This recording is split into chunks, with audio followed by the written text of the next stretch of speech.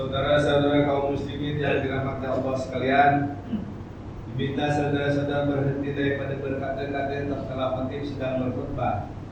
Karena menurut hadis Rasulullah SAW yang telah diriwayatkan oleh Abu Hurairah radhiyallahu anhu bermaksud, barang siapa berkata-kata tatkala khatib sedang berkhutbah, Allah memperingatkan sahabat dengan perkataan diam saja pun niscaya silsilah pahala sembahyang fardu Jumat ini. Maka dari itu hendaklah dia mendengar dengan taat untuk beroleh keberkatan dunia dan akhirat. Alhamdulillah, alhamdulillah bil qail. Ahasiban nasu an yutraku an yaqulu amanna wa hum la yuftanun. Wa laqad fatanna alladhina min qablihim fala ya'lamanna Allahu alladhina sadaqu wa la ya'lamanna al-kadhibin. أشهد أن لا إله إلا الله وحده لا شريك له وأشهد أن سيدنا محمدا عبده ورسوله. اللهم صل وسلم على سيدنا محمد وعلى آله وأصحابه أجمعين. أما بعد فيا عباد الله اتقوا الله أوصيكم وإياي بتقوى الله فقد فاز المتقون. قال الله تعالى في كتابه العزيز: يا أيها الذين آمنوا أطيعوا الله وأطيعوا الرسول وأولي الأمر منكم فإن تنازعتم في شيء فردوه إلى الله والرسول إن كنتم تؤمنون بالله واليوم الآخر ذلك خير وأحسن تأويلا. Surah An-Nisa ayat 59 yang bermaksud, wahai orang yang beriman, taat kamu kepada Allah dan taat kamu kepada Rasulullah dan kepada ulil amri, yaitu orang yang berkuasa daripada kalangan kamu. Kemudian jika kamu berkata-kata yang berselisihan dalam sesuatu perkara, maka adalah kamu mengembalikannya kepada kita Allah, yaitu Al-Quran dan Sunnah Rasulnya. Jika kamu benar-benar beriman kepada Allah dan hari akhirat, yang demikian adalah lebih baik bagi kamu dan lebih elok pula kesudahan. Sidang umat yang dirahmati Allah SWT, marilah kita meningkatkan rasa takwa kita kepada Allah Subhanahu wa taala dengan bersungguh-sungguh melaksanakan segala perintahnya dan meninggalkan segala larangannya. Mudah-mudahan ketakwaan yang dibina pada hari ini mampu untuk membentuk sifat kesabaran yang tinggi dalam diri, yang akhirnya akan menjadikan kita dari kalangan orang yang dikasihi Allah Subhanahu wa taala. Imam Jumat pada hari ini akan menyentuh berkenaan tajuk berdamai dengan ujian ini. Sidang umat yang dirahmati Allah SWT, dalam melalui perjalanan kehidupan, setiap manusia akan diuji oleh Allah Subhanahu wa taala. Ada yang mampu untuk menghadapi ujian tersebut dengan kesabaran, namun ada juga segelintir yang gagal melalui ujian itu dengan baik, lalu mereka mengambil jalan yang salah dengan menyalahkan Allah dan takdir yang berlaku ke atas dirinya. Mereka sesungguhnya telah lupa bahwa setiap ujian hidup yang mereka hadapi itu tidak lain hanyalah untuk menguji iman mereka. Sama ada termasuk di dalam golongan orang yang syukur ataupun dari kalangan mereka yang kufur. Firman Allah Subhanahu wa taala dalam surah Al-Ankabut ayat 2 hingga 3 yang dibacakan pada awal khutbah tadi yang bermaksud, batutkah manusia menyangka bahwa mereka akan dibiarkan hanya dengan mengatakan kami beriman, sedangkan mereka tidak diuji? Dan sesungguhnya kami telah menguji orang yang terdahulu daripada mereka. Maka dengan ujian yang sedemikian, Allah pasti mengetahui orang yang beriman dan juga mengetahui orang yang berdusta.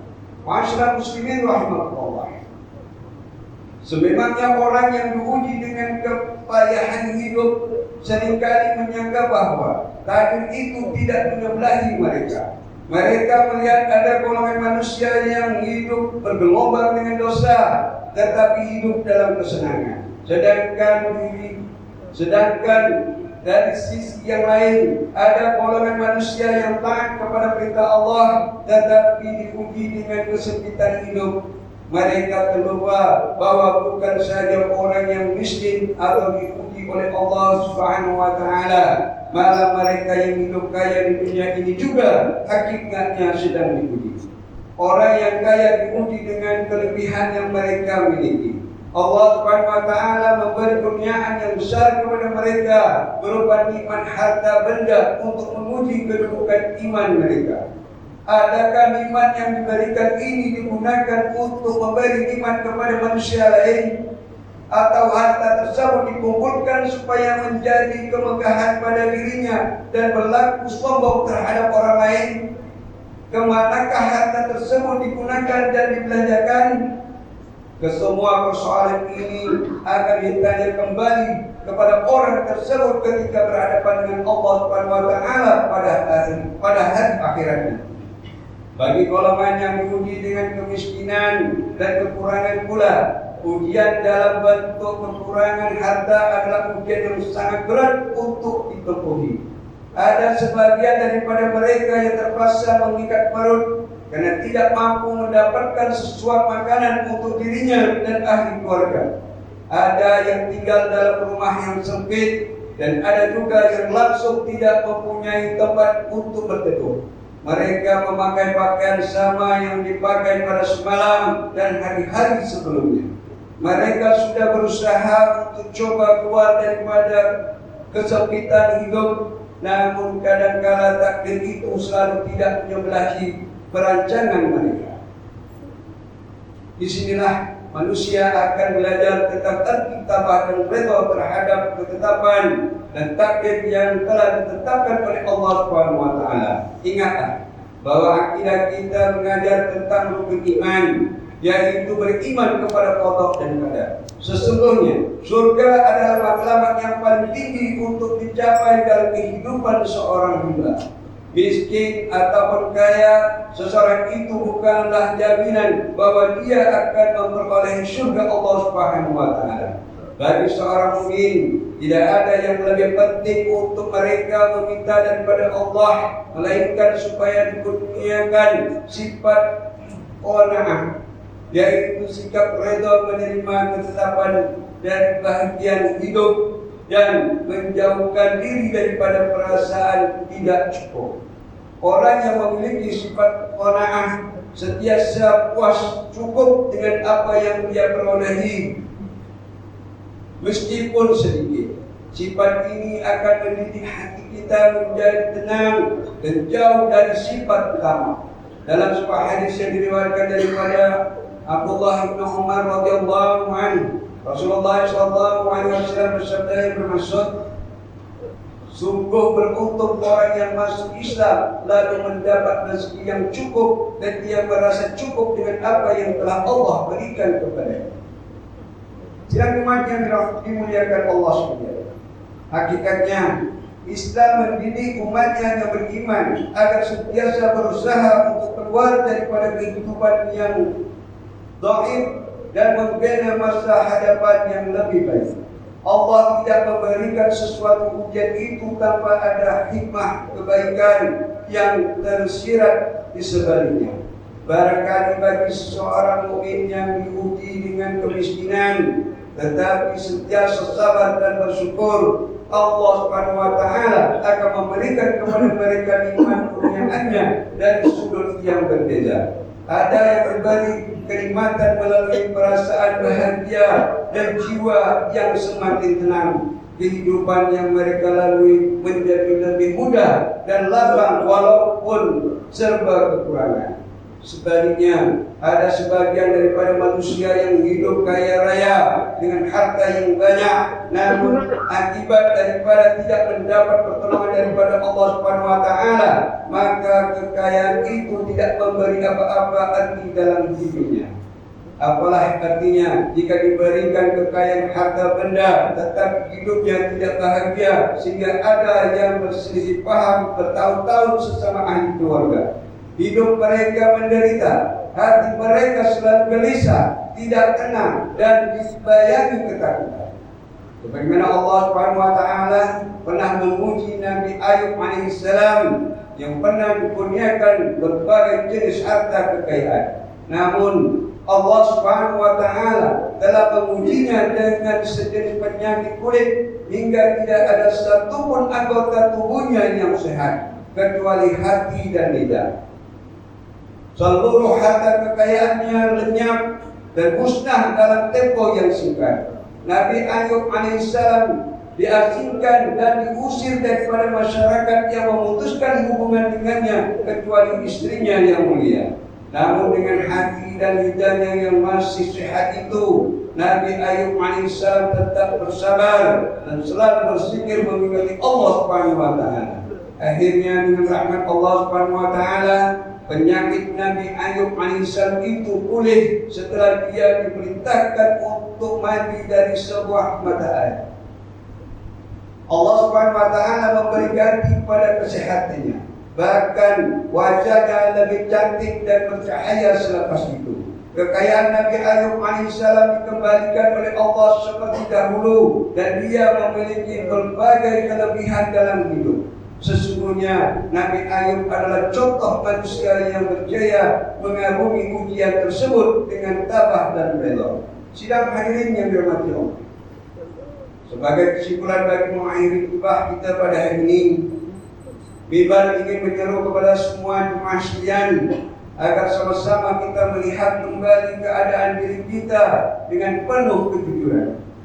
Orang mukmin yang bertakwa adalah mereka yang redha dengan apa jua pemberian Allah dan berasaskan bahwa pilihan Allah Subhanahu wa taala untuk itu lebih baik daripada pilihannya sendiri. Ini karena Allah Subhanahu wa taala Maha mengetahui akan hal yang terbaik bagi tiap-tiap para hamba-Nya di dunia ini. Marilah kita mengingati firman Allah dalam surah Al-Baqarah ayat 186.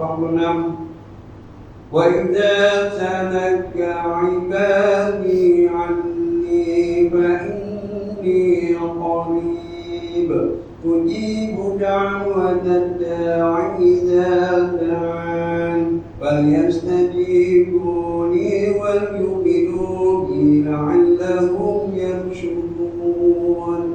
Yang bermaksud, dan apabila para hamba-Ku bertanya kepadamu mengenai Aku, maka jawablah bahwasanya Aku, yakni Allah, dekat dengan mereka. Aku perkenankan permohonan orang yang berdoa apabila dia memohon kepadaku. Maka dalam mereka memenuhi segala perintahku dan dalam mereka beriman kepadaku. Semoga mereka selalu berada dalam kebenaran. Barakallahu li wa lakum bil Qur'anil azim. Wa nafa'ani wa iyyakum bima fihi minal ayati wal dhikril hakim. Wa taqabbal minni wa minkum tilawatahu innahu was-sami'ul 'alim. Aqulu qawli hadza wa astaghfirullahal 'azim li wa lakum wa lisa'iril muslimin wal muslimat wal mu'minina wal mu'minat fastaghfiruhu ya fawzal mustaghfirin wa ya najatan taibin. آمين.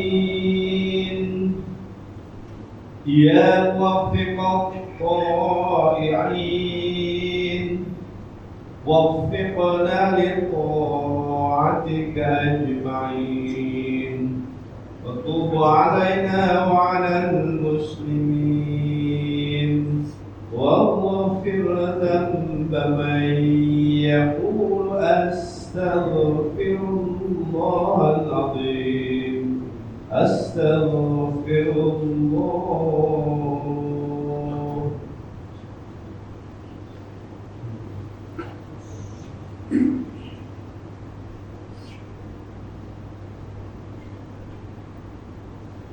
Alhamdulillah hamdan katsiran kama amar. Asyhadu an la ilaha illallah wahdahu la syarika lah. إقرارا بربوبيته وإرغاما لمن جحد به وكفر وأشهد أن سيدنا محمدا سيد البشر صلى الله على سيدنا محمد وعلى آله وصحبه من تقبل عليهم بنظر وأنزلهم بقدر. أما بعد فيا عباد الله اتقوا الله فيما أمر واتقوا عما نهاكم عنه وزجر. Wahai hamba Allah, Ingatlah bahwa dunia ini adalah tempat tumpangan untuk sementara. Akhirat juga adalah benar-benar tempat yang kekal untuk selama-lamanya. Oleh itu, marilah kita bertakwa kepada Allah untuk mendapatkan kebahagiaan serta menyelamatkan diri daripada siksaan api neraka. Allah berfirman dalam surah Al-Ahzab ayat 26, Inna Allah malaikatahu yusalluna 'alan nabi ya ayyuhalladzina amanu wa sallu 'alaihi wa sallimu taslima. Yang bermaksud, sesungguhnya Allah dan malaikatnya berselawat yang memberi segala penghormatan dan kebaikan kepada Nabi Muhammad SAW.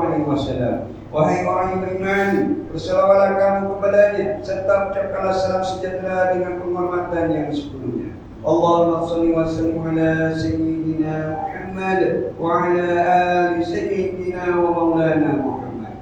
Marilah kita bermohon kepada Allah Subhanahu wa taala semoga Allah meridai khalifah perkara Rasulullah sallallahu alaihi wasallam yaitu Sayyidina Abu Bakar As-Siddiq radhiyallahu anhu, Sayyidina Umar bin Khattab radhiyallahu anhu, Sayyidina Utsman bin Affan radhiyallahu anhu, dan Sayyidina Ali bin Abi Thalib radhiyallahu anhu.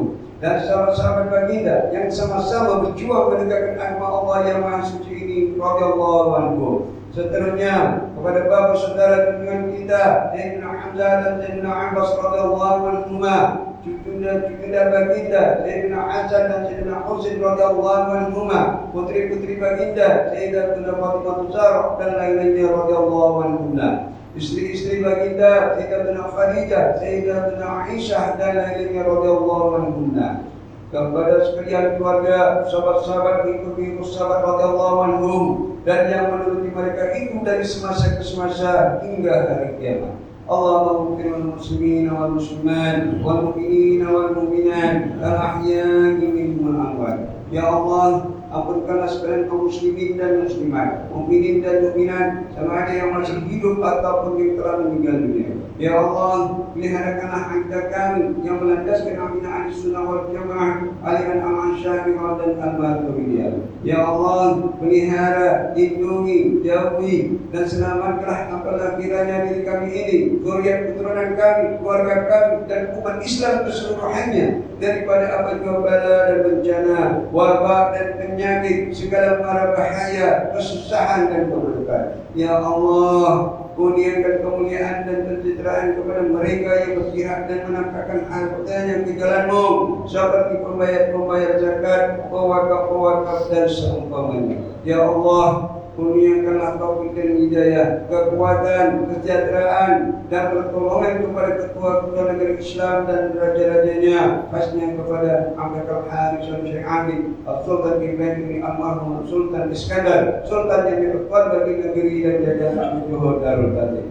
Kepada Raja dari Taufiah binti Almarhum Sultan Idris Shah Permaisuri Johor, kepada Tunku Ismail bin Sultan Ibrahim Tunku Mahkota Johor, dan Tuan Mahkota Khalidah binti Mustamah Tunku Iskandar Ibnu Tunku Ismail Raja Muda Johor, paduka putra-putra dan putrinya, kerabat-kerabat diraja dan rakyat sekalian. Allahumma inna al-Islam wal muslimin wa adhil kamal wa sayyiati wal musyrikin wa kulla man wa'anhu wal dinin. Allahumma farihum muslimin wa bidayna 'ani madinin wa azil 'ala salmaduni wa ja'al hadzal balada aminan mutma'innan rahiyyan wa sa'ira biladil muslimin. Amin ya rabbal alamin. Allahumma aqilna wa dhurriyyatina wa usulana wa qur'ana jannata wa abrar ya 'aziz ya ghaffar ya rabbal alamin. Rabbana hab lana min azwajina wa dhurriyyatina qurrata a'yunin waj'alna lil muttaqina imama. Rabbana ighfir lana wa li ikhwanina alladhina sabaquna bil iman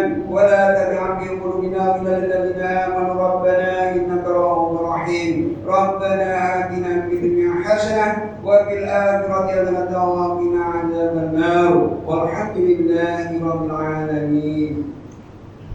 Ibadallah, إن الله يأمر بالعدل والإحسان وإيتاء ذي القربى وينهى عن الفحشاء والمنكر والبغي يعظكم لعلكم تذكرون. واذكروا الله العظيم يذكركم واذكروه على نعمه يزدكم ولذكر الله أكبر والله يعلم Fulan